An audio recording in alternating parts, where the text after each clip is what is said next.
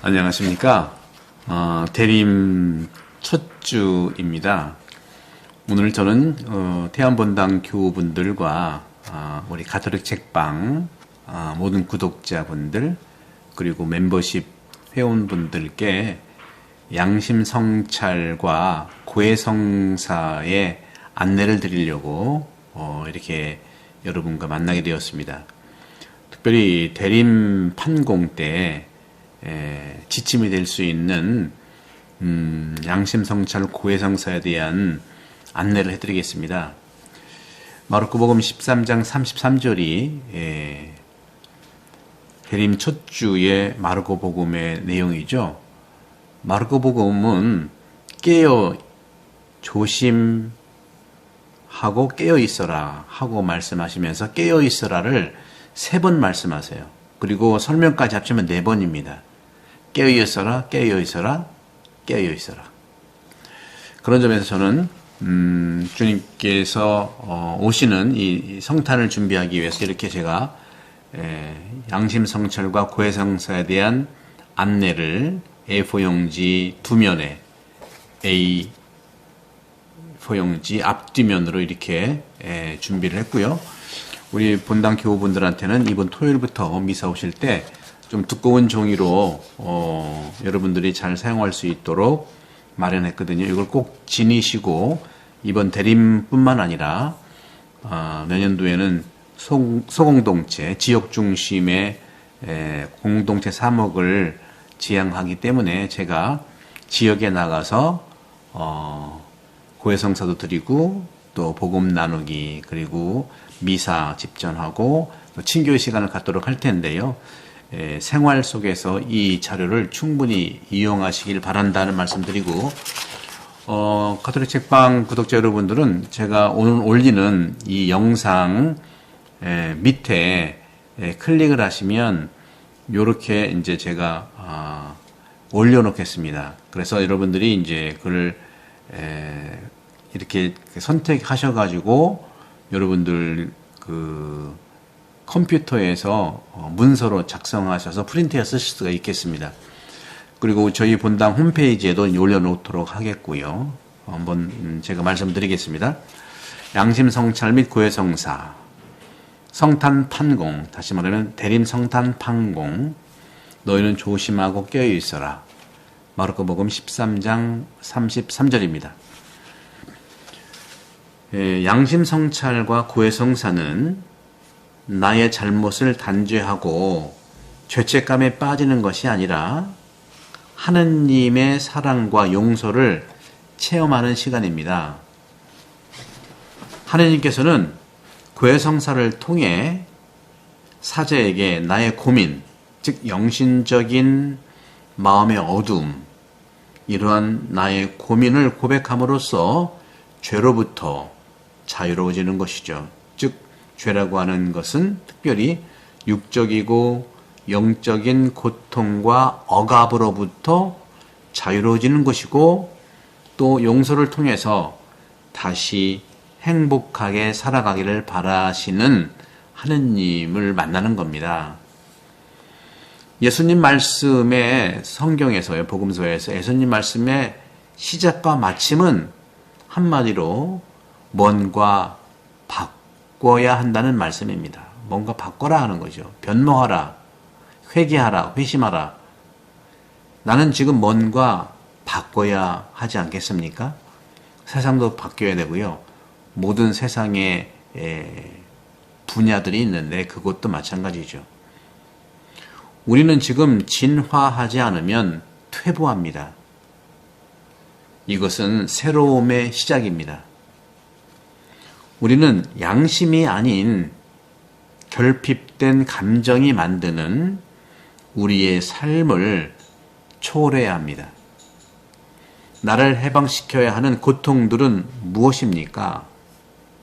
가만히 참 자신을 들여다봅니다. 그러면 이 세상의 거짓 평화가 아닌 내면의 평화를 발견하게 됩니다. 삶의 목적에서 깨어나는 내면의 목적과 대화하기를 시도합니다. 주님께서 여러분을 양심성찰과 고해성사에 두 팔 벌려 초대하십니다. 첫 번째, 고해성사를 준비하는 방법과 절차.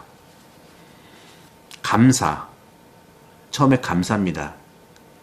내가 받은 것에 대해서 감사하는 것을 시작으로 고해성사를 준비하시기 바랍니다. 감사한다면 나의 마음과 내 몸과 영혼은 늘 행복할 것입니다. 감사. 너무 중요해요. 내가 받은 것에 대해서 감사하는 걸 말하는 거죠. 두 번째, 성찰입니다. 성찰이라고 하는 것은 나의 육적이고 영신적 어둠, 혹 잘못이 무엇인가? 나에게 육적이고 영적인 고통과 억압은 무엇인가?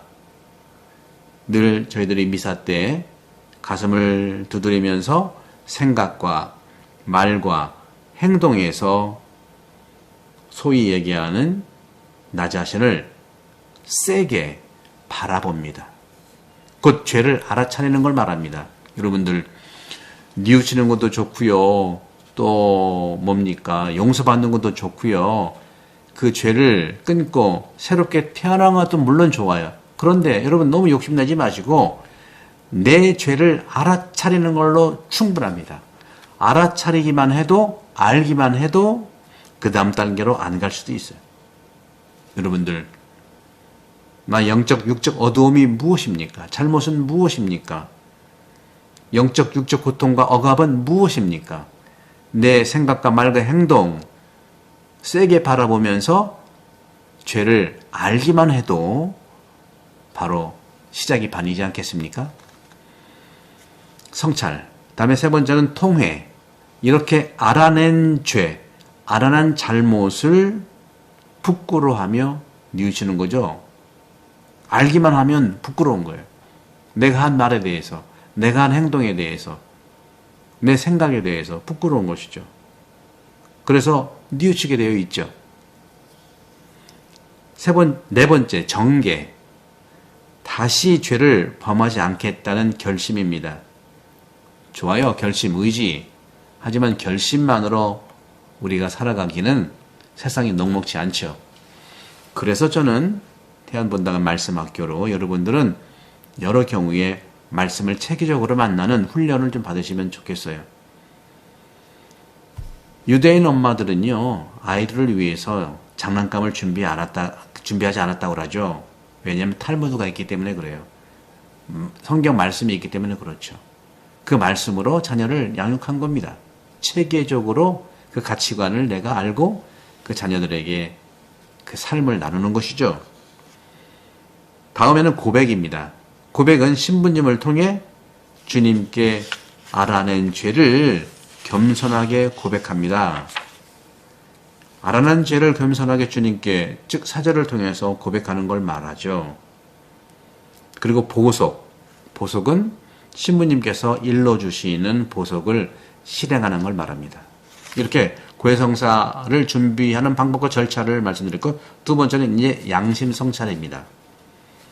이 준비 절차 방법 중에 성찰 부분을 따로 떼어서 양심성찰을 말씀드리고, 이것은 의식성찰이라고도 하고요.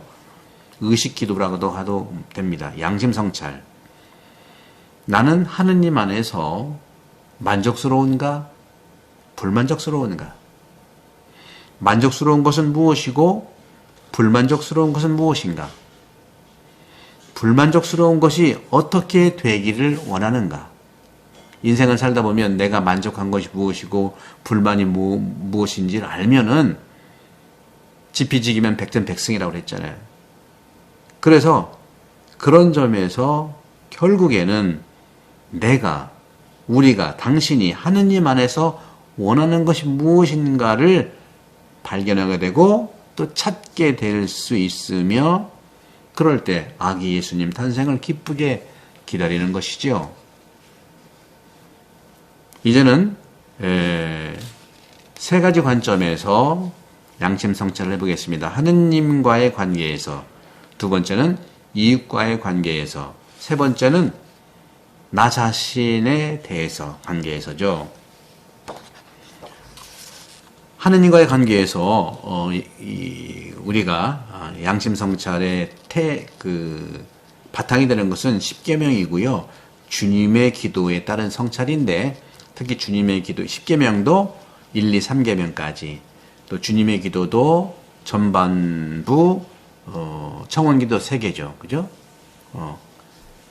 십계명 3개, 하나의 신, 한 분이신 하느님을 흠숭하는 거. 그렇죠? 그리고 주님의 이름을 헛되이 부르지 않는 거. 그리고 주일을 거룩히 지내는 거죠. 주님의 기도에서도요, 하늘에 계신 우리 아버지라고 부르면서 아버지의 이름, 아버지의 나라, 아버지의 뜻이, 이름이 거룩히 빛나시며 아버지의 나라가 오시며 아버지의 뜻이 하늘에서와 같이 땅에서도 이루어지리라고 하는 이 관점에서 성찰하는데, 그런 점에서 구체적으로 주일 미사에 우리는 혼자 가는 경향이 많은데, 가족이나 이웃들과 함께 참석하는가, 미사 같이 가자고 권고를 하는가 하는 것이죠. 코로나가 와서 그래도 많이 복구가 됐고요. 70% 정도는 그전 코로나 전보다 되는 것 같은데, 아직도 우리가 시간이 있으니까 대림시기를 맞이해서 같이 권고해서 주일 미사에 가족이나 이웃들이 함께 참석합시다. 그렇게 하는가? 그 다음에 아침 저녁 기도를 하며 그날 혹은 주일 복음을 읽는가? 아버지의 이름, 아버지의 뜻을 우리 살핀다고 하면서 아버지의 뜻인 성경, 아버지의 뜻인 주일 말씀, 주일 복음 말씀을 읽는 것이죠. 그 읽고 있는가? 그 다음에 내가 영적으로 성장하는데 어떤 노력을 하고 있는가? 영적 성장은 다른 게 아닙니다. 아버지의 뜻이 하늘에서와 같이 이 땅 나에게서도 이루어달라는 것은 영적 성장을 얘기하는 것이죠. 영적 성장을 하는데 어떤 노력을 기르고 있는가? 저희 본당 같으면 지금은 이제 말씀학교를 시작했고요. 내년도에는 이제 기도 공원이 완성되면 1처에서 무덤까지 14처, 15처 빈무덤까지 하고 묵주기도도 함께 할 수 있고, 또 어떤 형태로든지 기도 공간을 마련해서 체계적으로 기도를 나눠드릴까 합니다. 많은 분들이 또 오셔서 우리 태안본당이 1순위지만 또 태안본당을 오시는 모든 분들에게도 이런 영적인 성장을 위해서 제가 기꺼이 나눠드리겠습니다. 태안성당에 많이 오시길 바라요. 그리고 끝으로 삶에서 하느님의 뜻을 구한다고 하면서요, 예수님의 가르침 안에서 구하는가? 아니면 다니긴 다니는 것인데 내 뜻대로, 내 욕심대로 더 채우고 있지는 않은가?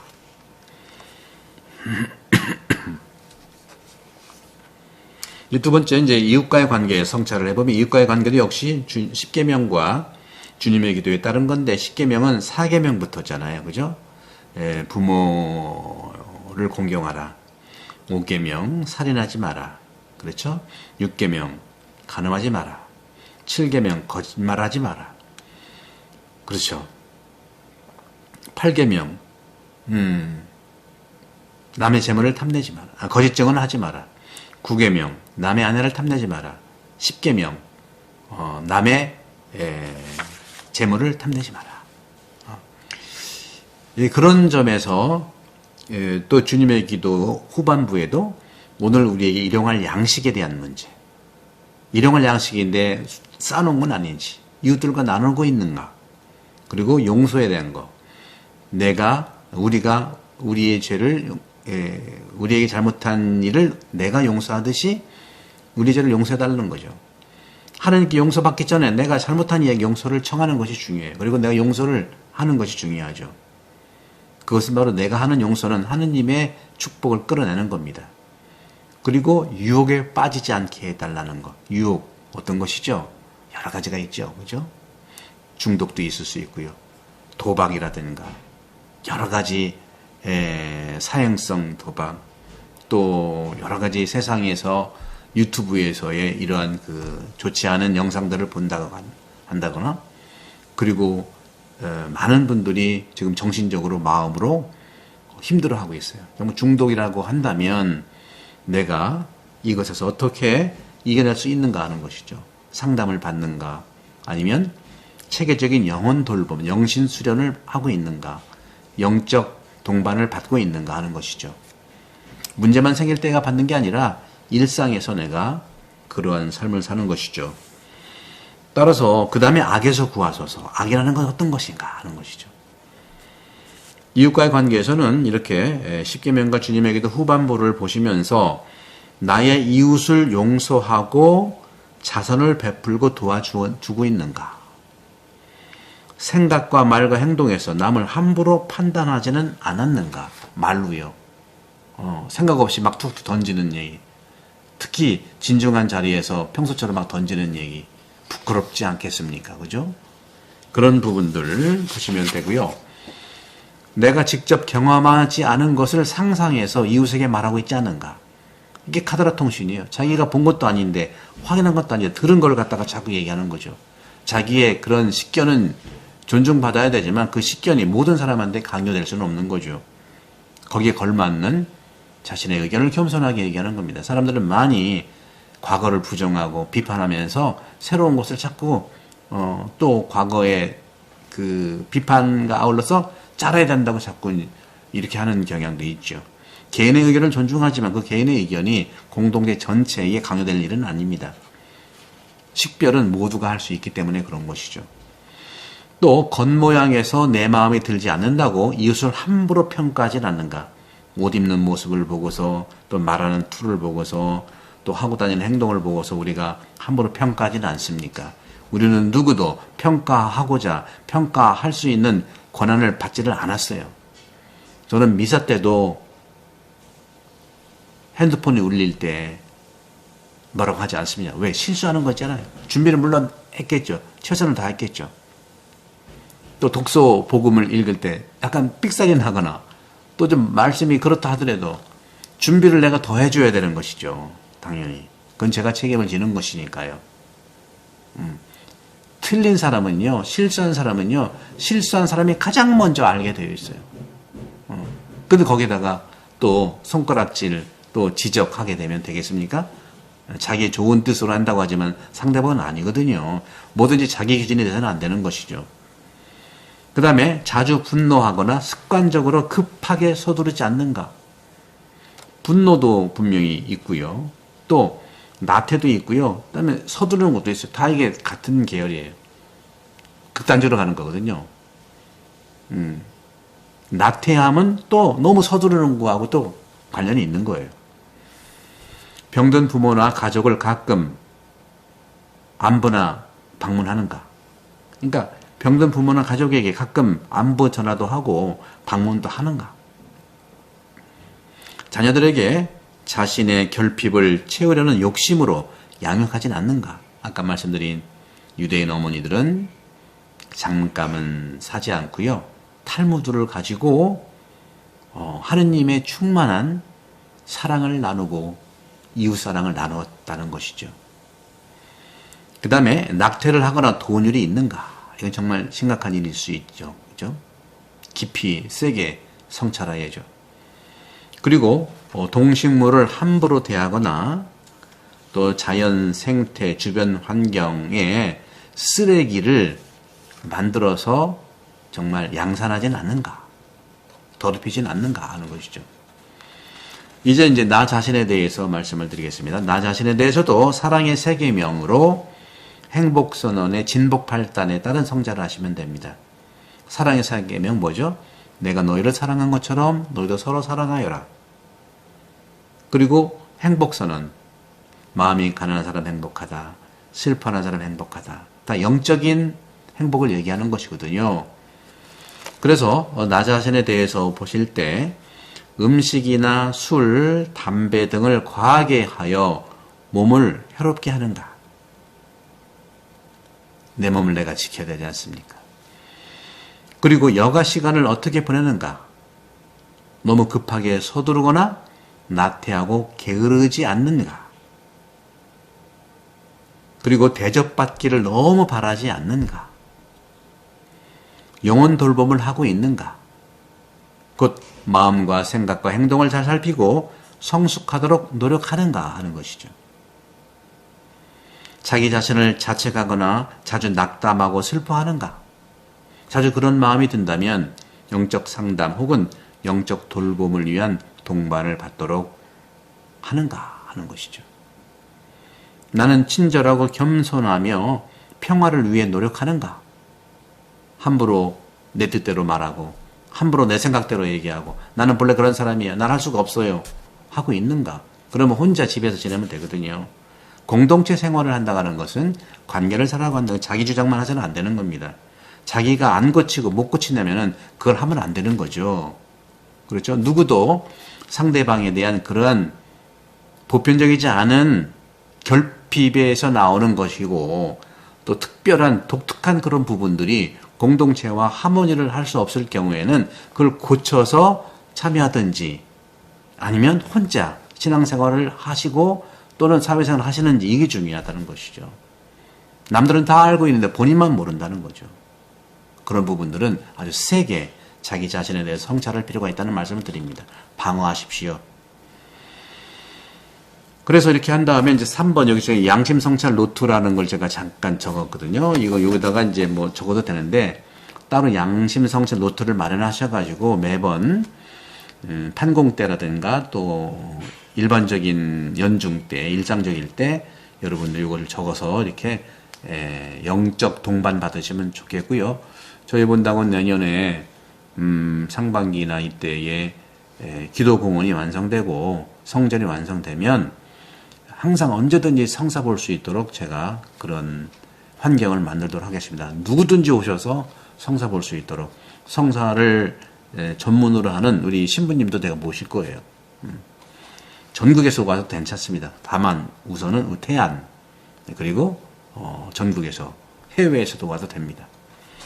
자, 이렇게 해서 보고 구체적으로 이제 구해성사보는 순서를 다시 아시겠지만 확인을 좀 해드리면요. 양심 성찰을 이렇게 한 뒤 준비한 뒤 구회수에 들어갑니다. 그래서 성부와 성자와 성령의 이름으로 아멘 합니다. 그리고 성사 본 지 뭐 한 달 됐습니다. 또 2달 됐습니다. 새 신자는 첫 고백입니다. 하고요. 성찰한 내용을 쭉 말씀을 드린 다음에 알아낸 자신의 잘못, 그렇죠. 알아낸 자신의 잘못과 성찰 내용을 고백을 하고요. 고백 내용을 사자에게 다 말씀드리고 난 뒤에 이 밖에 알아내지 못한 죄도 모두 용서해 주십시오 하면 됩니다. 그러면 고백자는 신부님의 말씀에 귀를 기울이고 이것이 이제 훈화거든요. 모니시오라고 하는데 짧은 훈화를 하실 수도 있어요. 아니면 보석을 그냥 줄 수도 있습니다. 보석을 받습니다. 여기서 보석이라고 하는 것은 기도를 통해 나의 잘못을 기워서 갚는 속죄, 참회의 모습이죠. 그러면 신부님께서는 사제경을 해주세요. 쭉 교회 이름으로 하면서 나는 성부와 성자와 성령의 이름으로 당신의 죄를 용서합니다 하면 고백자는 소리를 내지 않고 같이 성령을 그면서 아멘 하시면 됩니다. 그리고 사제가 안녕히 가십시오 말하고요. 또 감사합니다 하고 구에서 밖을 나옵니다. 구에서 밖을 나와서 보석을 받은 기도를 바치며 하느님의 자비로우심에 감사드리는 것이죠. 이것이 이제 양심 성찰과 구의 성사의 모든 것이죠. 대림 시기에 참으로 변화의 은총을 만나서 탄생하신 예수님을 준비하도록 하십시다. 그래서 이것이 그런 것이고 사순 시기든가 부활 시기, 연중 시기 어느 때라도 이 양심 성찰 및 고해 성사의 이 지침을 잘 도움을 받으시고 영신 사정에 또 영신 건강에 많은 축복이 있기를 바라겠습니다. 성부와 성자와 성령께서는 여러분 모두를 강복합니다. 감사합니다.